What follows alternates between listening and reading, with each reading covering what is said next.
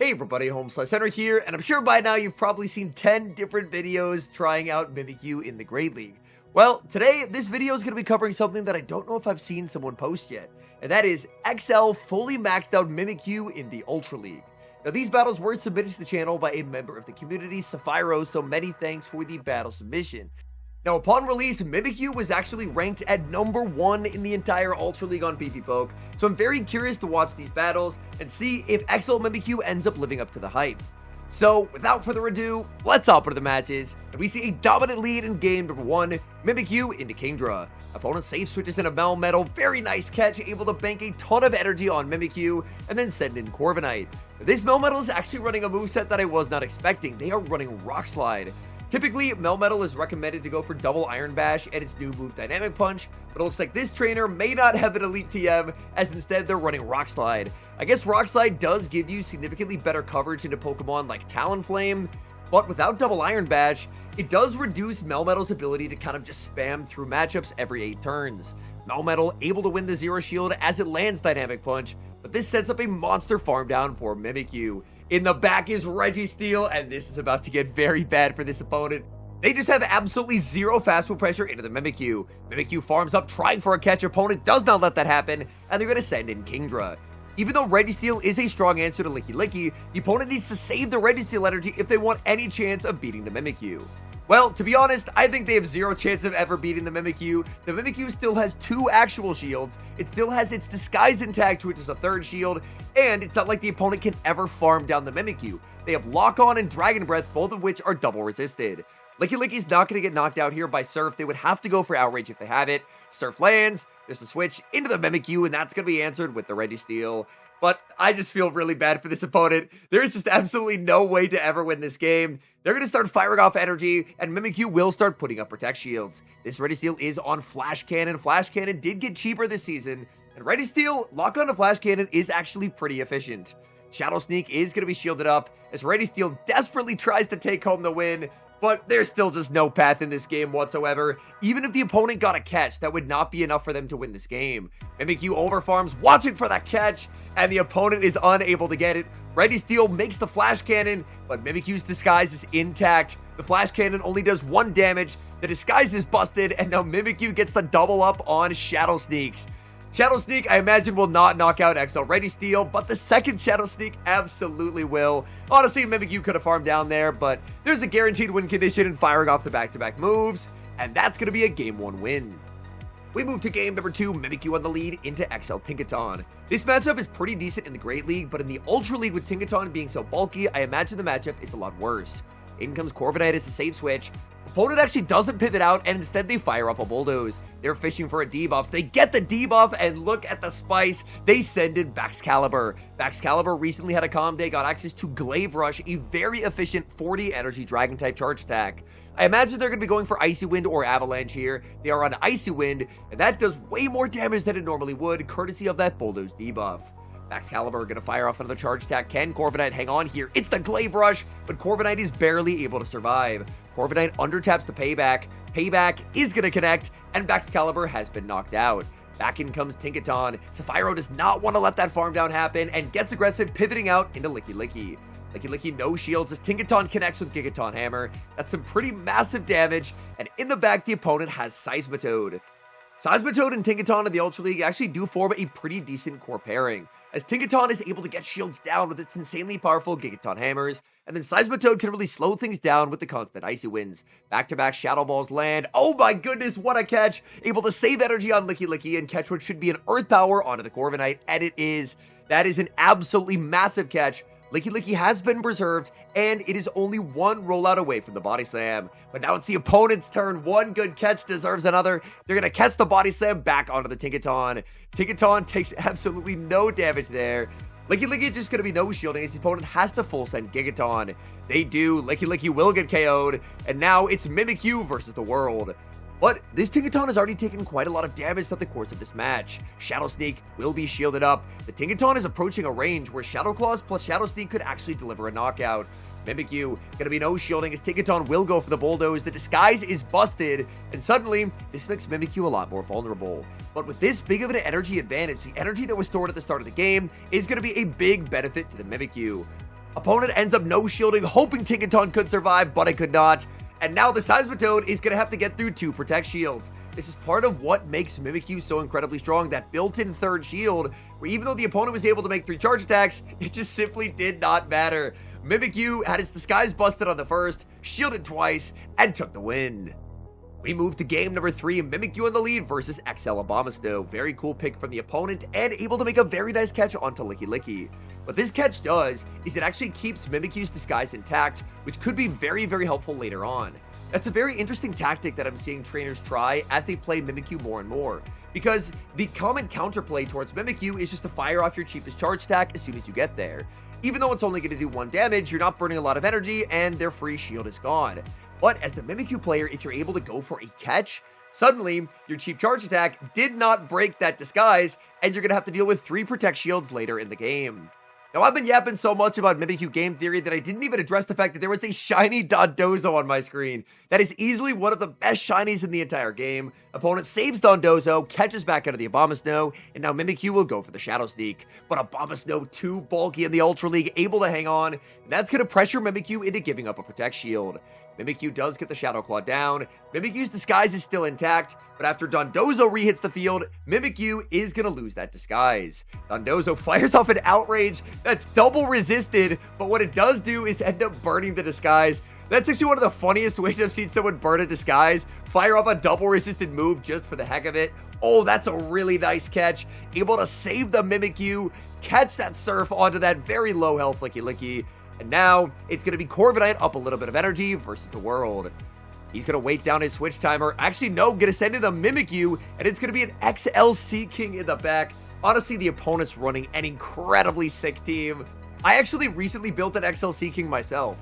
I did a remote Lucky trade, and I ended up getting a really high IV shiny Lucky Seaking. So I figured I have the XLs, may as well max it out.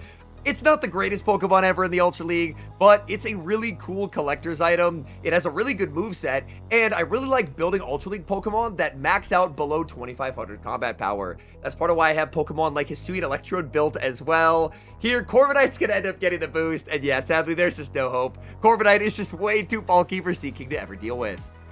Picking up a very bad lead in the next match, Mimikyu into Empoleon. Save switch into Licky Licky, opponent banks energy, and they are running ABA Steel as in comes Tinkaton. A bad situation gets even worse. Mimikyu so far has looked pretty strong in the Ultra League, but I don't really know what Mimikyu is supposed to do into this team. It does not have a good Empoleon matchup, it's not going to do well into Tinkaton, and Tinkaton's able to land that Gigaton Hammer for devastating damage. Licky Licky's going to fight back though, Shadow Ball is going to land, Licky Licky going to try and make the next Shadow Ball, and the opponent actually lets the Shadow Ball be thrown. Now they're going to have to give up a shield or give up the Tinkaton. They give up a shield, in comes Corviknight, they bank a ton of energy and send back in the Empoleon. Well, this is pretty nice because this means that Mimikyu is not going to have to deal with the Empoleon. There's always the worry. Are they just running a triple strong team into Mimikyu, and Mimikyu's not going to have a lot of play? Corviknight's able to land the payback that does do very nice damage onto the Empoleon. The next Hydro Cannon will not take the knockout here, and Corviknight is very frequently used as more of a defensive presence, just there to kind of absorb hits, try to make life uncomfortable for the opponent, and Corviknight is just going to be fully sacrificed. So Corviknight will get knocked out by the back-to-back Hydro Cannons, and now in comes Mimikyu. Mimikyu gonna look for a full farmed out, but first gonna start it off with a catch. Mimikyu has 3 shields, may as well make it a 4th with that sack swap. Back in comes Mimikyu. It's gonna be Dusknoir in the back. Dusknoir, this could get a little bit tricky because these Astonishes are shredding. Mimikyu launches Shadow Sneak. Dusknoir, no shields. They get one shot. Wait, that Astonish didn't actually land onto the Mimikyu. In comes Tinkaton. Tinkaton's going to start spamming out Bulldozes. Will they get the Bulldoze debuff? First Bulldoze is shielded. No debuff comes through. Another Bulldoze is reached. Tinkaton able to peel away those Protect Shields in a matter of seconds. No Bulldoze debuff once again. In comes Empoleon, and Mimikyu will fire off the back-to-back Shadow Sneaks. Empoleon will always shield, so the metal sound registers onto the Mimikyu. Mimikyu will finally get rid of the Empoleon, and this is going to be a race. Shadow Claw versus Fairy Wind. Who takes the win? And the game actually ends in a simultaneous KO, so no one wins, and the game ends in a tie. We move to the next match, and it looks like we have an adjustment in team as Corviknight has been benched for Shadow for Alligator. Pretty neutral lead, Mimikyu and a Drifblim, but with two better answers in the back, Feraligatr is going to be the safe switch. And unfortunately, Feraligatr is really not going to do much against an Ultra League Lapras. In the Great League, this matchup can kind of be finessed by the Feraligatr. The Shadow Claws do quite a bit, but I've just watched Shadow Claw after Shadow Claw land onto this XL Lapras, and Lapras just simply does not care. Hydro lands, Lapras, oh, perfect counting from the opponent. They are not going to let Feraligatr make the Hydro Cannon, and Lapras will be able to maintain switch advantage. But now it's time, in comes Mimikyu. If Mimikyu can go for a full farm down here before Lapras makes his second Sparkling Aria, that would be very, very nice. Mimikyu will put up the shield. Can Lapras make another move? It's going to be close. I think they will, and they do. That's a little bit tragic. That's going to cost Mimikyu its disguise. Its disguise is now busted, and it's going to be at -1 defense for the remainder of the game. Mimikyu does exit with 100 energy. In comes Drifblim, and the Astonish goes through as Mimikyu unleashes Shadow Sneak. Drifblim will put up the shield. Mimikyu gonna throw one Shadow Claw and go for Shadow Sneak number 2. If Mimikyu is able to grab both Protect Shields, this could set up Licky quite nicely. Licky hits the field. Opponent gonna stay on the field. They win Charge Attack priority, but this is a CMP tied to a Shadow Ball. Even a -1 Shadow Ball, it's gonna do way too much damage onto that Drifblim. It looks like the Drifblim may have stuttered there for a bit and got their fast moves back after the fact. They send in Zygarde as their final Pokemon, so they are running a team that is very, very weak to Mimikyu. Zygarde's not going to like dealing with Mimikyu. The Drifblim's not going to like dealing with Mimikyu. They're able to land an Outrage, but now in comes Mimikyu. Mimikyu going to fire off Play Rough. I believe that was a Charge Attack priority time. Play Rough is going to be hitting for very nice damage onto the Zygarde, and importantly, that Shadow Ball was saved on Licky. And that is going to be very valuable energy. Opponent goes for an Outrage. It still takes the knockout as Licky doubles up on Shadow Balls. This way, if the opponent catches, it doesn't really help them because Shadow Ball would still hit for devastating damage. There's the switch into the Drifblim. Oh, the farm down, cold-blooded from Sapphiro, and the opponent's going to resign the match. We move to the next match as Mimikyu leads into Corviknight. Mimikyu banks energy, there's a Shadow Feraligatr safe switch. Opponent banks a ton of energy and then sends in Licky. This is a pretty rough spot to be in as the Shadow Feraligatr player, but of this much energy, Licky might honestly see switch advantage flipped here. Licky now approaching 100 energy. They're going to have to throw an alignment or they're going to be going over 100. Hydro lands. They do end up going over 100 energy. And Shadow Ball is just simply going to fail to take the knockout here. Shadow Ball lands. Feraligatr able to hang on, make it to a third Hydro Cannon. And just like that, Licky is forced to give up switch advantage. Licky will get knocked out. Opponent's going to bring in their own Feraligatr as they look for the farm down, but they're not going to get there. Hydro Cannon, not going to do a lot of resisted damage, but all chip damage will be helpful, but the opponent actually puts up the shield. So they are looking to really heavily invest in the Feraligatr, anticipating that the Mimikyu would get brought in. But it's not the Mimikyu that greets the Feraligatr, it's going to be an opposing Licky. Licky reaching for the Shadow Ball. There's going to be a catch as the opponent preserves Feraligatr and catches onto Corviknight. Shadow Ball lands. That's nice damage onto the Corviknight. Licky going to stay in here as Corviknight fires off energy. Licky just going to be no shielding. Corviknight full sets the payback. And there's the switch. In comes Mimikyu.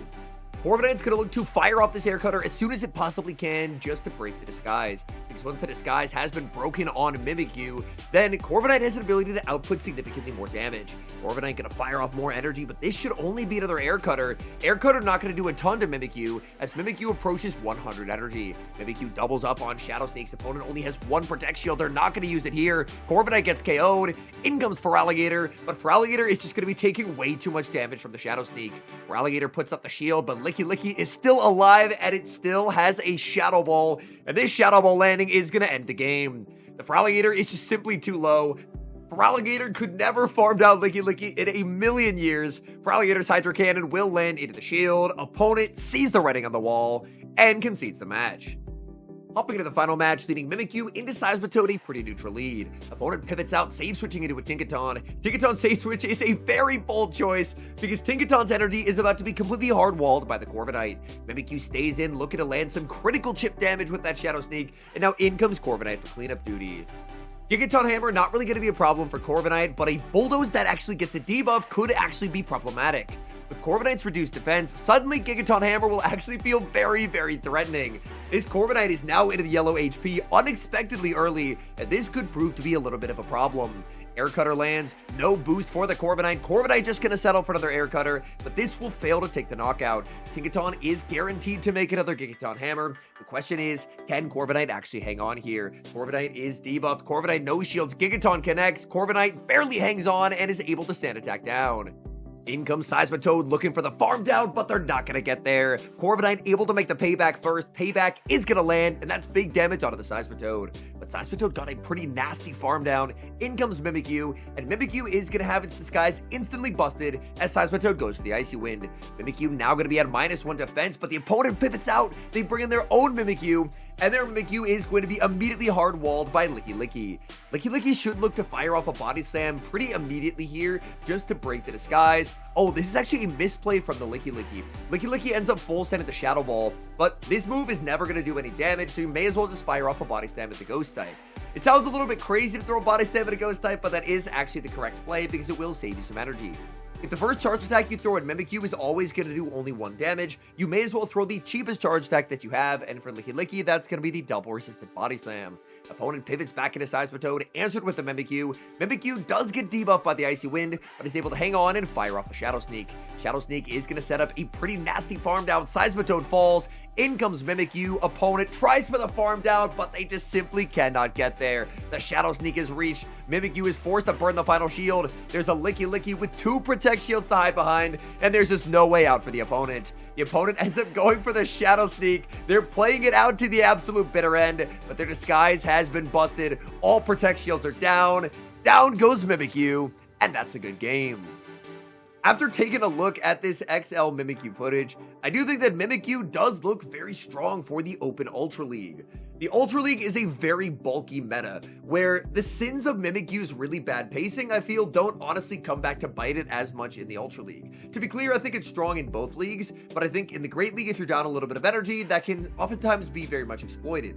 Whereas with how bulky everything is in the Ultra League, the fact that it doesn't have the greatest pacing, honestly didn't really feel like it was too punished throughout the course of these matches. I think as more people play against Mimikyu and start to get comfortable with how to play against it, like for example, as Licky, you want to fire off an immediate Body Slam just to burn the disguise and put the defense at -1 as early as possible, I do think that Mimikyu's effectiveness might wane a little bit. But even so, the fact that it has an unbelievably good typing, being a Ghost Fairy, and the fact that it comes with the built-in shield, even if people get comfortable playing around it, I still think that it's going to offer an advantage in a lot of games. As with most new strong Pokemon that release into the Go Battle League, I expect we're going to see a pretty familiar cycle. The first few days, everyone ends up trying it, and then everyone ends up trying to counter it with like double or even triple normal teams just to try and shut it down, and then usage of the Pokemon ends up falling off quite a bit because almost every team is hostile to it. But when people stop running Mimikyu, those counter teams fall, and then once the meta kind of settles out, I think Mimikyu is going to have a very solid place in the Ultra League meta.